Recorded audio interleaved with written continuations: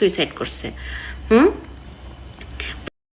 ছোট পর্দার জনপ্রিয় অভিনেত্রী মানসী প্রকৃতি তার একটি ক্ষুদে ভিডিও বার্তায় আলভি ও তিথিকে নিয়ে মন্তব্য করেছেন। তিনি ওই ভিডিও বার্তায় বলেন শুটিংয়ের সময়ে ঘটে যাওয়া নানা ঘটনা সম্পর্কে। তার বক্তব্য ছিল, আমরা যখন দুই বউ বয়রার শুটিং সেটে আসতাম, আমার সঙ্গে হাই হ্যালো বলে আলভি ও তিথি রুমে ঢুকে দরজা ভেতর থেকে লক করে দিত। ভালো করে ট্রিগার করতে পারলে আপনার ডিভোর্স হয়ে যায়।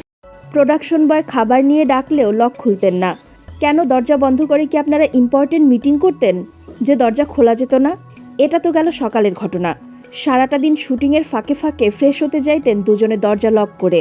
মনে আছে সেই কথা? অ্যাটলিস্ট মহিলাটা বাঁচতো আর আপনার বাচ্চাটা।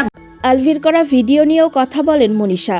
তিনি বলেন, সামনে স্ক্রিপ্ট নিয়ে বসে বসে অ্যাক্টিং করেন, চোখ টিপে টিপে কান্নার অভিনয় করেন। আপনার অভিনয় না হয় না। সাথে তিনি এও যোগ করেন, আপনার এইসব কুকীর্তির কথা আপনার বউকে যখন বলেছিলাম, আপনি আপনার বউকে মিশতে দেন নাই আমাদের সাথে। সকালবেলা আপনার রক্ষিতা তিথিকে নিয়ে সকালবেলা একসাথে। আপনার সব কথা সবাই জানে। কেউ এতদিন মুখ খোলেনি রিজিকের কথা ভেবে আর আপনাদের সংসারে অশান্তি হওয়ার ভয়ে। সব বললে এতদিন আপনাদের ডিভোর্স হয়ে যেত। এখন আর সেই ভয়টা নেই, সব শেষ হয়ে গেছে। রিজিক তার মাকে হারিয়ে ফেলেছে চিরদিনের জন্য।